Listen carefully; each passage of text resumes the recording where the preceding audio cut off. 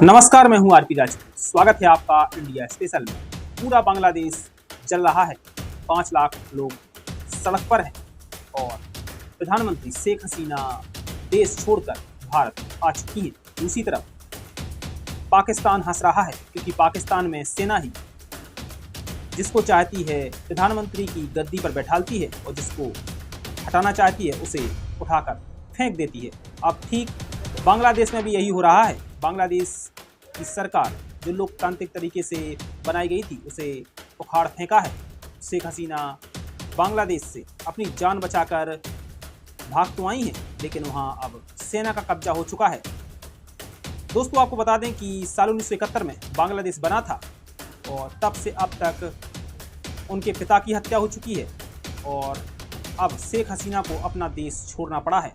पाकिस्तान में या फिर बांग्लादेश या फिर श्रीलंका में तो आपने देखा होगा कि किस तरह से सरकार के खिलाफ जनता का गुस्सा देखने को मिला। फिर इसके बाद वही जनता, वही प्रदर्शनकारी पीएम आवास में घुस गए और लूटपाट मचाने लगे। ठीक उसी तरह आज बांग्लादेश में देखने को मिला जब शेख हसीना अपने आवास से उड़ान भरती हैं। इसके बाद प्रदर्शनकारी घर में घुस जाते हैं और सेना की तरफ से भी खुली छूट मिल जाती है। सेना कुछ नहीं कहती। प्रधानमंत्री आवास में जो खाना रखा रहता है उसको खाते हैं। जो मुर्गी, बकरी और बतख हैं उसको चुरा कर ले जाते हैं प्रदर्शनकारी, आंदोलनकारी। और इसके बाद आप तस्वीरें देख सकते हैं किस तरह से एक तस्वीर में आप देख सकते हैं कि बतख को खाना खिला रही हैं बांग्लादेश की प्रधानमंत्री शेख हसीना। दूसरी तरफ एक प्रदर्शनकारी उस बतख को ले गया।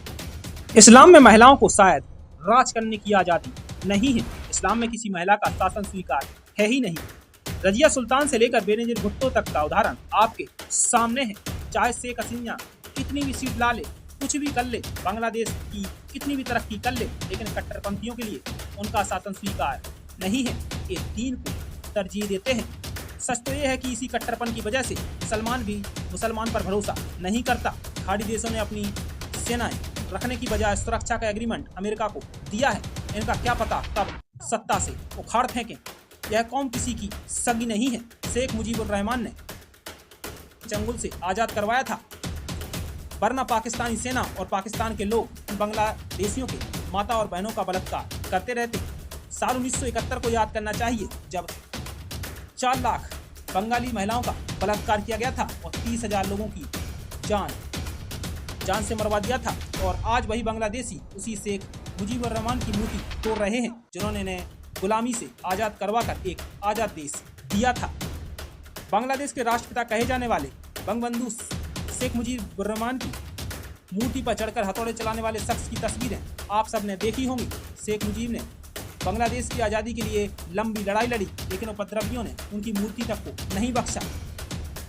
शेख हसीना के पिता शेख मुजीबुर रहमान बांग्लादेश बनने के बाद देश के पहले राष्ट्रपति बने थे और वह साल 1971 से लेकर अगस्त 1975 तक देश के प्रधानमंत्री भी रहे थे और प्रधानमंत्री के पद पर रहते हुए ही उनकी हत्या कर दी गई थी।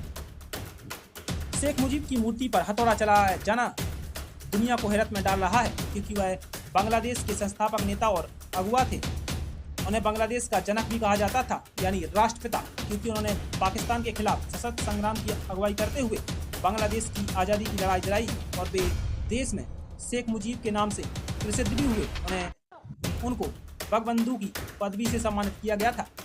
बांग्लादेश बनने के 3 वर्ष बाद ही 15 अगस्त 1975 को सेना ने तख्ता पलट करते हुए शेख मुजीब की हत्या कर दी थी। शेख मुजीब की हत्या के बाद ही उनकी बेटी शेख हसीना अपनी बहन के साथ जर्मनी से दिल्ली आई थी और वह कई साल तक दिल्ली में ही रही। साल 1981 में बांग्लादेश लौटकर शेख हसीना ने अपनी पिता की राजनीतिक विरासत को भी संभाला। विडंबना देखिए, साल 1975 में भी जब उनके पिता की हत्या कर दी गई थी तब वह दिल्ली में थी और आज अगस्त के महीने में ही शेख हसीना को जब उनकी गद्दी से उनको सत्ता से उखाड़ फेंका है तो भी वह दिल्ली में आज रुकी हुई है।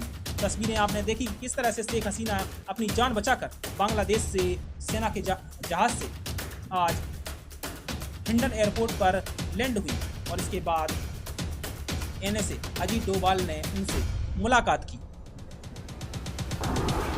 दोस्तों, ये तस्वीर देखकर किसी को भी शर्म आ जाएगी। ये हैं बांग्लादेश के शेख मुजीबुर रहमान। जिन्हें बांग्लादेश का राष्ट्रपिता कहा जाता है, लेकिन ये कौम अपने बाप की नहीं हुई तो इनकी क्या होगी। ये बांग्लादेश के राष्ट्रपिता हैं, इन्हें बांग्लादेश का जनक भी कहा जाता है और इनकी बदौलत ही बांग्लादेश आज़ाद हो पाया था और सेना ने ही साल 1975 में इनको मरवा दिया था। और अब उनकी बेटी शेख हसीना को भी गद्दी से फेंकने वाली ही बांग्लादेश की सेना है। दोस्तों, आपको बता दें कि पाकिस्तान के इशारे पर और आईएसआई के इशारे पर इतना बड़ा खेल चल रहा था, लेकिन शेख हसीना समझ नहीं पाई और जब समझी तब बहुत देर हो चुकी थी और आज सेना ने उन्हें अल्टीमेटम दिया कि आप अपनी जान बचाकर भाग जाओ, नहीं तो तुम्हारे पिता के साथ जो हुआ था वही तुम्हारे साथ हुआ।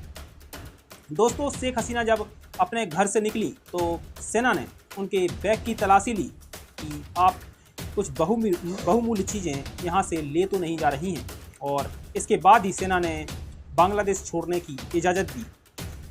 दोस्तों, शेख हसीना की आज जान बच गई, क्योंकि बांग्लादेश की सेना चाहती तो शेख हसीना को भी मरवा सकती थी, क्योंकि सेना ने ही इन आंदोलनकारियों को, इन प्रदर्शनकारियों को खुली छुट्टी दे रखी थी। ये तस्वीरें देख लीजिए आप कि जब शेख हसीना बांग्लादेश के ढाका से अपने आवास से निकली, तुरंत बाद प्रदर्शनकारी उनके घर में घुस गए और मछलियां पकड़ने लगे। तस्वीरें देखिए किस तरह से मछली चोर कहें इनको, या इनको प्रदर्शनकारी कहें, मछली चुरा रहे हैं, खाना खा रहे हैं, बकरी चुरा रहे हैं, बत्तख चुरा रहे हैं, और पीएम आवास में जो गद्दे हैं उन पर लेटे हुए हैं। आप तस्वीरें देखिए किस तरह से ये प्रदर्शनकारी खाना खा रहे हैं, जो पीएम आवास में खाना बना हुआ था उसे खा रहे हैं, चिकन खा रहे हैं, पार्टी कर रहे हैं, और पीएम आवास में जो बिस्तर लगा हुआ है उस पर लेटे हुए हैं। और सेना को कोई परवाह नहीं है। सेना कह रही है कि हम आपकी सुरक्षा के लिए खड़े हुए हैं, क्योंकि पाकिस्तान में जो होता था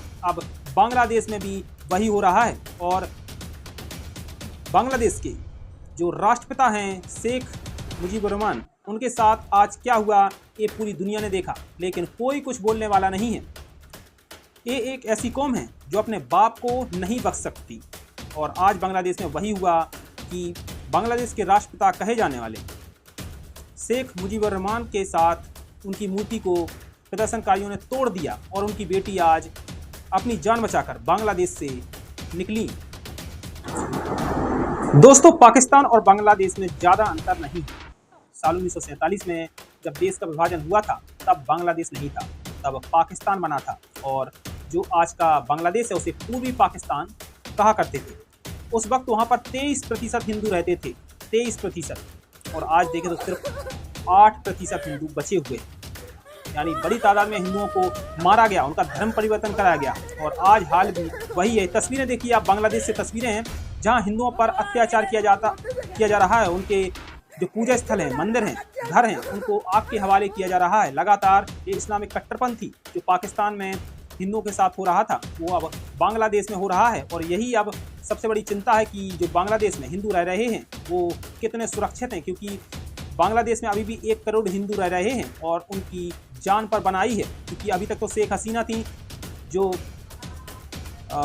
बांग्लादेश की गद्दी पर बैठी हुई थी और वही देश को संभाल रही थी, और अब जो बांग्लादेश में कट्टरपंथी, इस्लामिक कट्टरपंथी हैं वो बेलगाम हो चुके हैं, और वो किसी को ही मार रहे हैं, किसी का भी घर आग के हवाले कर रहे हैं। और अब सबसे ज़्यादा बांग्लादेश में हिंदुओं को निशाना बनाया जा रहा है, हिंदुओं के मंदिरों को आग के हवाले किया जा रहा है, और हिंदू बेटियों को जबरन उनके घर से उठाया जा रहा है। ये तस्वीरें बांग्लादेश से आ रही हैं जो हम आपको लगातार दिखा रहे हैं, और ऐसी तस्वीरें पाकिस्तान से लगातार आती रहती हैं। तो ठीक अब बांग्लादेश से ऐसी ही तस्वीरें सामने आ रही हैं। तो अब हिंदुओं के सामने बड़ी चुनौती है कि कैसे इन इस्लामिक कट्टरपंथियों से निपटा जाए, क्योंकि अब एक स्थायी सरकार नहीं है, क्योंकि अब सेना के हाथ में एक कमान है, और सेना किस तरह से और किसको गद्दी पर बैठा लेगी। लेकिन अभी तक शेख हसीना और प्रधानमंत्री नरेंद्र मोदी लगातार एक दूसरे के संपर्क में रहते थे और बांग्लादेश और भारत के अच्छे संबंध थे। लेकिन अब लगता है कि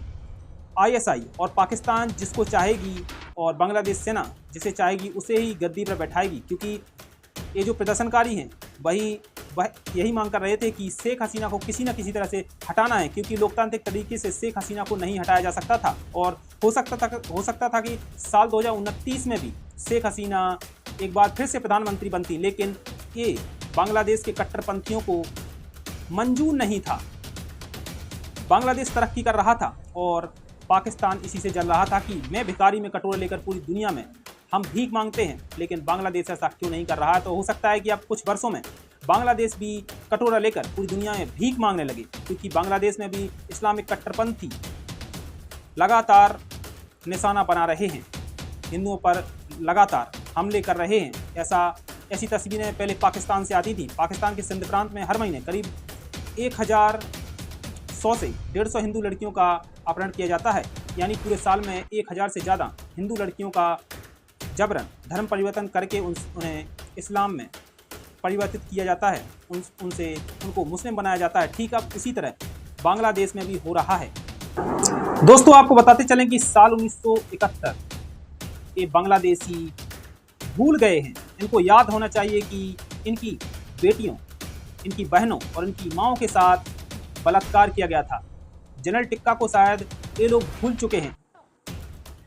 ऑपरेशन सर्च लाइट चलाने वाला जनरल टिक्का ने करीब 4 लाख बंगाली मुस्लिम महिलाओं का बलात्कार किया था और 30,000 से ज़्यादा बंगाली मुसलमानों को कटवा दिया था। लेकिन ये सब भूल चुके हैं। तब भारतीय सेना ने ही इन्हें बचाया था। अगर भारतीय सेना इनका बचाव ना करती तो आज बांग्लादेश नहीं होता और ये लोग भी ना होते, क्योंकि बंगाली मुसलमानों को एक एक करके चुन करके काट रहे थे। पाकिस्तानी फौज महिलाओं का रेप कर रही थी। करीब 4 लाख महिलाओं का रेप किया गया था और 30,000 बंगाली मुसलमानों को काट दिया गया था। अब साल 1971 का ये साल शायद इन बांग्लादेशियों को याद नहीं है, तब ये इन हिंदुओं पर लगातार हमले कर रहे हैं। दोस्तों, आज जो भी बांग्लादेश में हुआ है वो बेहद दुर्भाग्यपूर्ण है, क्योंकि एक लोकतांत्रिक तरीके से बनी हुई सरकार को उखाड़ फेंका है। क्योंकि बांग्लादेश की सेना भी चाहती है कि जिस तरह से पाकिस्तान चल रहा है, पाकिस्तानी सेना जो चाहती है उसे गद्दी पर बैठा देती है और जिसे जब हटाना चाहे अपनी मर्जी के मुताबिक हटा देती है, चाहे फिर वो इमरान खान हो या फिर कोई दूसरा नेता। ठीक अब बांग्लादेश में भी ऐसी ही सरकार चलेगी।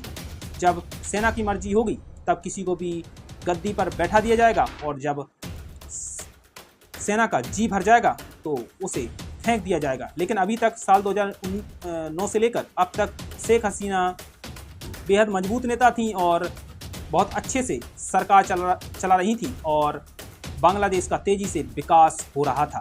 लेकिन अब बांग्लादेश में लगता है कि विकास मंजूर नहीं है। बांग्लादेश में इस्लामिक कट्टरपंथी चाहते हैं कि हमारा राज हो, हम जिसको चाहें उसको गद्दी पर बैठा दें और हम जिसको चाहें उसको गद्दी से नीचे फेंक दें।